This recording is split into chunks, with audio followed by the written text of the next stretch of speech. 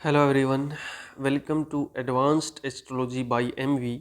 और आज की इस वीडियो में मैं आपको डिटेल में समझाने वाला हूँ, रिजल्ट्स बताने वाला हूँ सूर्य प्लस बुध, सन प्लस मरकरी।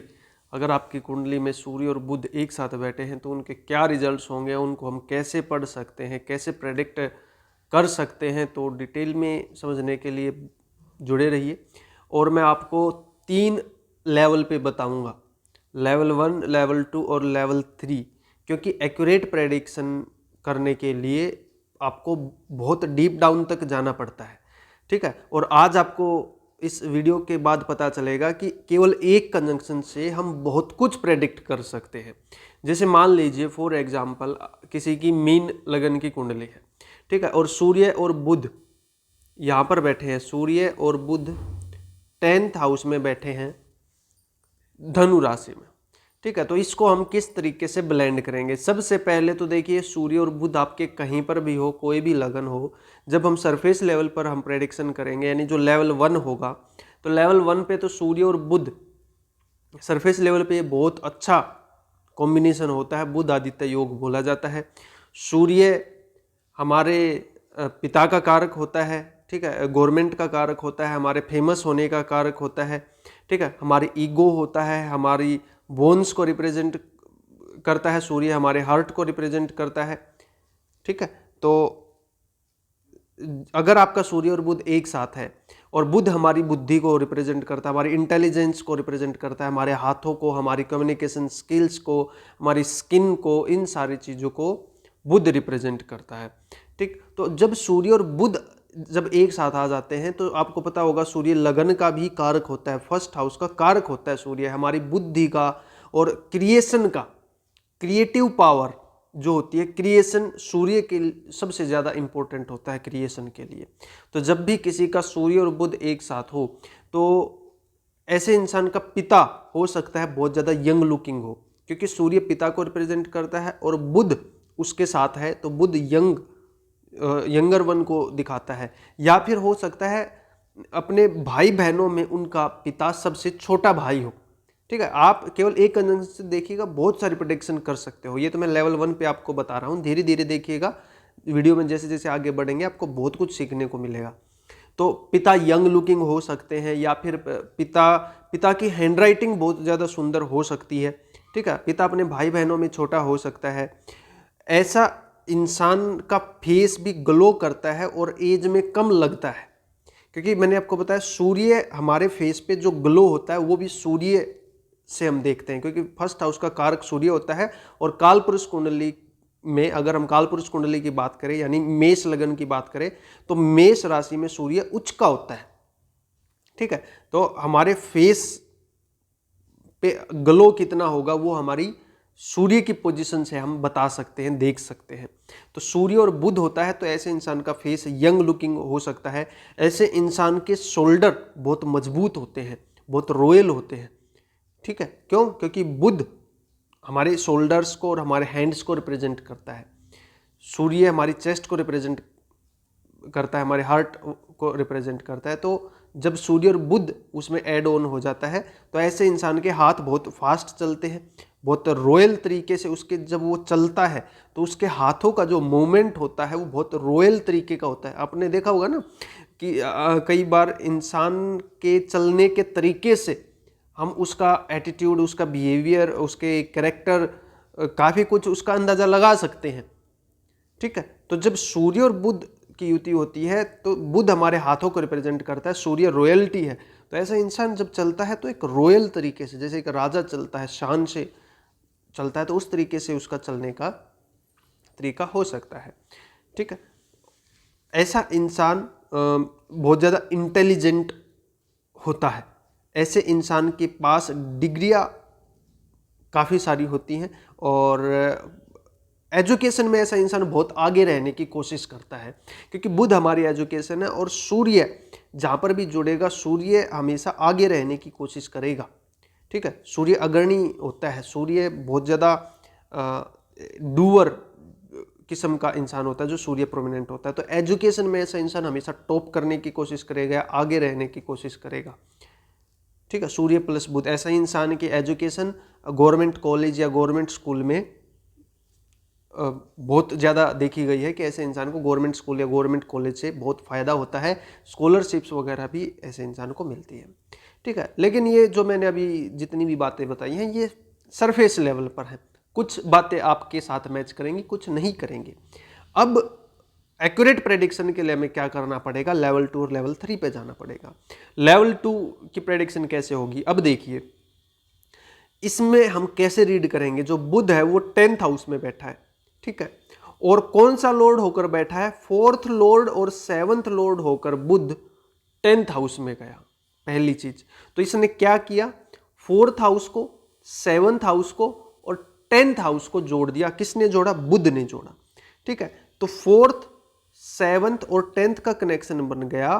तो ऐसे इंसान को सुख, बहुत शादी के बाद बहुत सारा सुख, पैसा, धन, दौलत मिलता है और शादी के बाद ऐसे इंसान का बिजनेस बहुत ज़्यादा ग्रो करता है, प्रोफेशन बहुत ज़्यादा ग्रो करता है। क्यों, क्योंकि देखिए 7th लॉर्ड 10th में गया है, ठीक है, और वो 4th की भी एनर्जी लेकर गया है।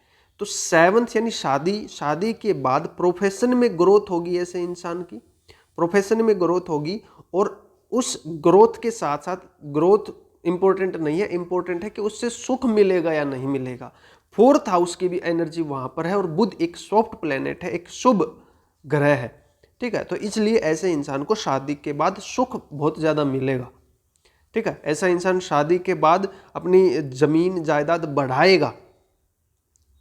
ठीक है, दहेज में उसको कितना मिलता है कितना नहीं, वहां पर अभी यहां से प्रेडिक्ट नहीं हो पाएगा, क्योंकि उसके लिए 8th हाउस और 8th लॉर्ड देखा जाता है दहेज के लिए।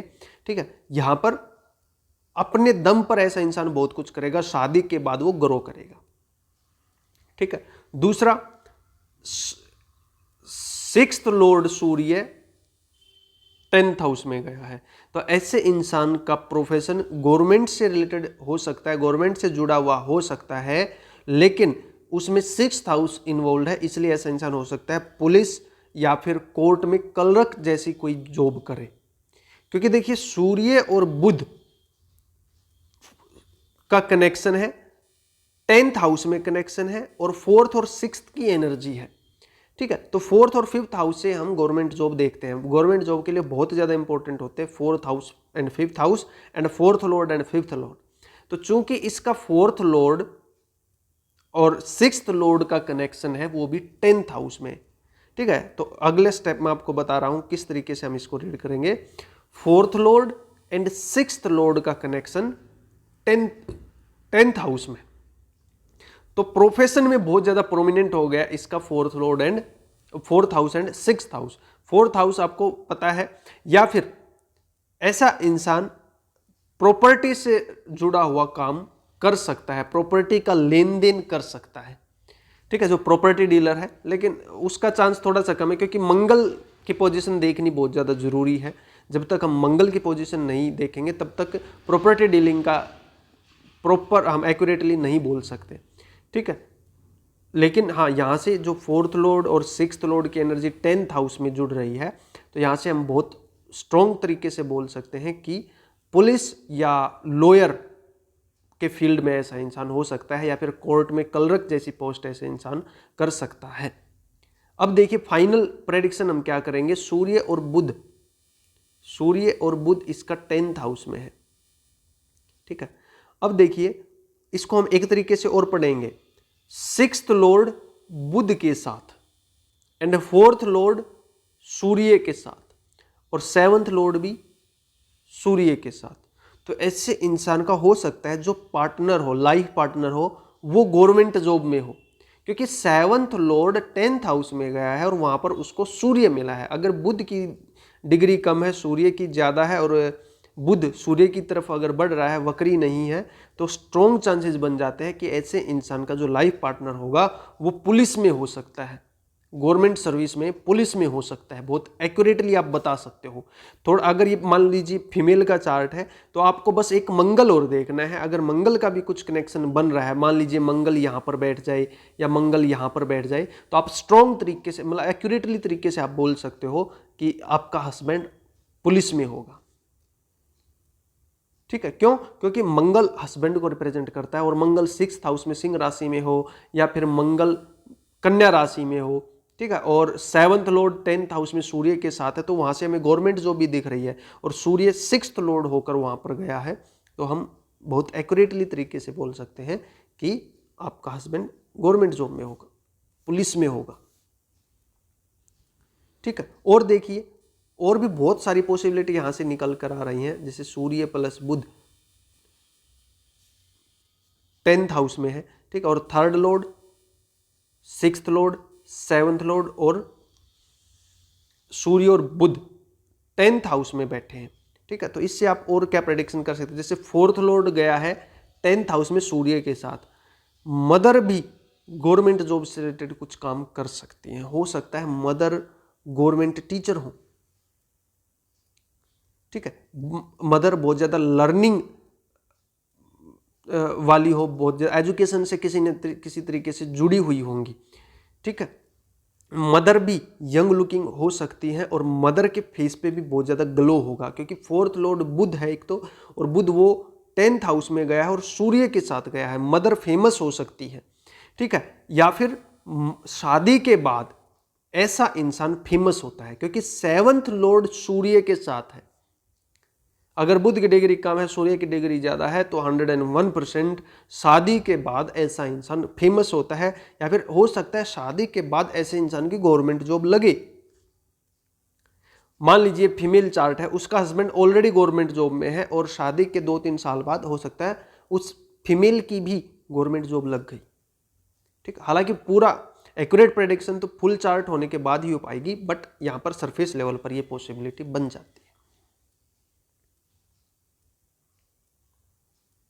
ठीक है, सूर्य हमारे पिता को रिप्रेजेंट करता है, मैंने बताया, और यहां पर 6th लॉर्ड की एनर्जी लेकर गया है सूर्य, और साथ में बुध भी है और 10th हाउस में है। आपको पता होगा सूर्य दिग्बली हो जाता है 10th हाउस में, और सूर्य जुपिटर की राशि में है, बृहस्पति की राशि में है, तो ये दिखाता है कि पिता किसी न किसी एक पावरफुल पोजीशन में है, क्योंकि सूर्य 10th हाउस में है, जुपिटर की राशि में, साथ में बुध भी है, हो सकता है। और देखिए यहां पर बुध, गुरु और सूर्य, इन सब का कनेक्शन बन रहा है, वो भी 10th हाउस में।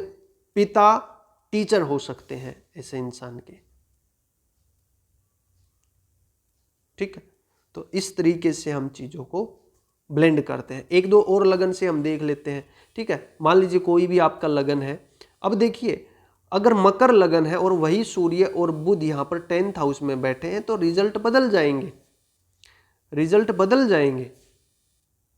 क्यों? क्योंकि अब सूर्य 8th लॉर्ड है और बुध 6th और 9th लॉर्ड है। अब रिजल्ट थोड़े से बदल जाएंगे। ठीक है, ये उतनी ज्यादा स्ट्रॉन्ग प्लेसमेंट नहीं है जितनी स्ट्रॉन्ग प्लेसमेंट मीन लगन वाले के लिए थी। क्यों? क्योंकि एक तो यहां पर सूर्य नीच का हो गया, ठीक है, लेकिन क्या पता साथ में शुक्र भी बैठा हो, फिर तो वो नीच भंग राजयोग हो गया, उसके फिर रिजल्ट बहुत ज्यादा बदल जाएंगे, वो उतना ज्यादा नेगेटिव नहीं होगा। लेकिन सरफेस लेवल पर ये थोड़ा सा प्रॉब्लमेटिक है। क्यों? क्योंकि यहां पर देखिए 6th लॉर्ड और 8th लॉर्ड का कनेक्शन बन रहा है 10th हाउस से। अनलेस एंड अनटिल ऐसा इंसान हो सकता है लॉयर, डॉक्टर या एस्ट्रोलॉजर हो, फिर तो ये बहुत अच्छी चीज है, क्योंकि 6th हाउस और 8th हाउस ऐसे प्रोफेशन से जुड़ा होता है जहां पर बहुत ज्यादा परेशानी देखनी पड़ती है। ऐसा इंसान डॉक्टर लाइन, एस्ट्रोलॉजर और पुलिस, लॉयर, ऐसे मामलों में तो ठीक है उन लोगों के लिए। लेकिन अगर ऐसा इंसान टीचर बन जाए, ठीक है, अगर ऐसा इंसान कुछ और सिविल जॉब करना चाहे या बिजनेस करना चाहे, हालांकि बिजनेस के लिए तो खैर फिर हम 7th हाउस, 7th लॉर्ड, काफ़ी सारी चीज़ें देखेंगे, लेकिन सरफेस लेवल पर बहुत ज़्यादा प्रॉब्लमेटिक हो जाएगा ये, क्योंकि 6th और 8th हाउस की एनर्जी जा रही है 10th हाउस में, और वो 8th लॉर्ड 10th हाउस में जाकर नीच का हो रहा है। अगर नीच भंगराज योग नहीं है तो यहाँ पर चीज़ें बहुत ज़्यादा गड़बड़ा जाएंगी, बहुत ज़्यादा प्रॉब्लमेटिक हो जाएगी। ठीक है ना। यहाँ पर देखिए 8th लॉर्ड और 9th लॉर्ड का कनेक्शन है, वो भी सूर्य और बुध का, पिता को बहुत ज्यादा कमजोर बनाएगा ये। हालांकि दिग्बली तो है, लेकिन मतलब हो सकता है डेथ नहीं हो पिता की, लेकिन फाइनेंशियल स्टेटस उतना ज़्यादा हो सकता है पिता के पास ना हो। जब इस नेटिव का जन्म हुआ होगा तो उसके बाद से पिता लगातार कोर्ट कचहरी या फिर कुछ डिस्प्यूट्स के चक्कर लगा रहा होगा, बहुत ज़्यादा डिस्प्यूट्स में रहा होगा फादर, लंबी बीमारी हो सकता है फादर को भोगनी पड़ी हो। ठीक है, खुद नेटिव के लिए भी ये थोड़ा सा प्रॉब्लमेटिक है कुछ चीज़ों के लिए, कुछ चीज़ों के लिए अच्छा भी है। मान लीजिए यहीं पर जो लगन लॉर्ड है वो शनि है, और वो मान लीजिए 6th हाउस में बैठ जाए, और ऐसा इंसान डॉक्टर बनना चाहे तो बेस्ट है ये। लगन लॉर्ड 6th में, 6th लॉर्ड 10th में, और वहां पर भी उसको सूर्य मिला है, बहुत अच्छा डॉक्टर बन सकता है ऐसा इंसान, बहुत अच्छा एस्ट्रोलॉजर बन सकता है ऐसा इंसान। ठीक है, तो वो पूरे चार्ट का ओरिएंटेशन हमें देखना पड़ता है, और ऐसा हमेशा होगा कि एक कॉम्बिनेशन कुछ चीज़ों के लिए अच्छा है, कुछ चीज़ों के लिए अच्छा नहीं है। ऐसा कभी नहीं होगा कि कोई प्लेसमेंट आपको 100% तरीके से अच्छे रिजल्ट दे रही है और या फिर 100% तरीके से बुरा कर रही है। अच्छा या बुरा नहीं होता, हमारा रेफरेंस हमें देखना पड़ता है कि हम किस नज़रिए से उस प्लेसमेंट को देख रहे हैं। हर एक प्लैनेट, हर एक कंजंक्शंस, हर एक युति आपको कुछ ना कुछ अच्छा और कुछ ना कुछ बुरा जरूर देती है। ठीक है, तो यहाँ पर मेरा काम था आपको एक थॉट देना, एक कंसेप्ट देना कि किस तरीके से चीज़ें ब्लेंड होती हैं। ठीक है, मान लीजिए किसी का सूर्य और बुध यहाँ पर है, ये एस्ट्रोलॉजी चलती है योग पर। ठीक है, तो योग क्या बना है वो ज़्यादा मैटर करता है, कौन से 2 हाउसेज को जोड़ा है प्लैनेट्स ने, ठीक है, वो ज़्यादा मैटर करता है। अब यहाँ पे देखिए 7th लॉर्ड और 10th लॉर्ड 4th हाउस में बैठा है, हालांकि वो नीच का है, बुध यहाँ पर नीच का है। इसका मतलब ये नहीं है कि उसको चीज़ें मिलेंगी नहीं, इसका ये मतलब है कि उसको चीज़ें मिलेंगी। भौतिक सुख के लिए जो चीज़ें आज के टाइम पे ज़रूरी है, घर हो गया, कार हो गई, या और लग्जरियस जो भी चीज़ें हैं वो उसको मिलेंगी, लेकिन उसके मिलने के बाद भी वो इंसान उसको मतलब भोग नहीं पाएगा या सुख महसूस नहीं कर पाएगा, खुशी महसूस नहीं कर पाएगा, लेकिन उसको चीज़ें मिलेंगी जरूर। ठीक है, तो यहाँ पर 7th लॉर्ड और 10th लॉर्ड 4th हाउस में है, और साथ में उसको सूर्य भी मिला है और 9th लॉर्ड भी मिला है। ठीक है, 9th लॉर्ड 4th हाउस में, ये राजयोग है। ठीक है, ऐसा इंसान गवर्नमेंट जॉब में जा सकता है, क्योंकि 9th लॉर्ड 4th हाउस में या 4th लॉर्ड 9th हाउस में, ये one of the combination for government jobs होता है। और 4th लॉर्ड और 7th लॉर्ड जाकर 4th हाउस में बैठा है, तो ऐसा इंसान अपने बिजनेस से या अपने प्रोफेशन से या शादी के बाद ऐसा इंसान बहुत ज़्यादा ग्रो करता है, उसको बहुत सारे सुख शादी के बाद मिलते हैं मेटेरियलिस्टिक वे में, लेकिन उनके मिलने के बाद भी हो सकता है वो खुद से नाखुश हो। ठीक है, तो एक्सप्लेन करने को बहुत सारी चीज़ें होती हैं, मेरा यहाँ पर काम था आपको सरफेस लेवल पर आपको चीज़ें समझाना कि युतियाँ किस तरीके से काम करती है, कॉम्बिनेशन किस तरीके से काम करता है। ठीक है, और अगर आप कोर्स करना चाहते हो एस्ट्रोलॉजी का, तो 2 साल का 2 साल का कोर्स मैं लॉन्च करने जा रहा हूँ, प्रेडिक्शन मास्टर एस्ट्रोलॉजी कोर्स। ठीक है, 1 अप्रैल 2025 से स्टार्ट होने वाला है। अगर आप इंटरेस्टेड हो तो इस नंबर पर आप कांटेक्ट कर सकते हो, व्हाट्सअप कर सकते हो कोर्स की डिटेल्स जानने के लिए। वैसे मैं बता देता हूँ, 1-1 घंटे की लगभग 100 से ज़्यादा क्लासेज होंगी, वीकली क्लासेज होंगी, मंथली आपको पे करना है। ऐसा भी नहीं है कि पूरे कोर्स के फीस में एडवांस में ले रहा हूँ। ठीक है, तो अगर आपको ऐसा लगे कि भाई बहुत डीप में नहीं पढ़ाया जा रहा है, तो आप कभी भी क्विट कर सकते हो। मैं बस ये सजेस्ट करूँगा कि आपको एक बार एनरोल करके ज़रूर ये देखना चाहिए कि रियल एस्ट्रोलॉजी क्या है। 2 दिन या 3 दिन में आप एस्ट्रोलॉजी नहीं सीख पाओगे, मैं इस बात की आपको गारंटी देता हूँ। अगर आपको ढंग का एस्ट्रोलॉजर बनना है तो आपको कम से कम 2-3 साल तक अच्छे से प्रैक्टिस करनी पड़ेगी एस्ट्रोलॉजी, तभी आप किसी लेवल पर स्टैंड कर पाओगे। ठीक, खैर आज के लिए इतना ही, मिलते हैं अगली वीडियो में, तब तक के लिए जय श्री राम।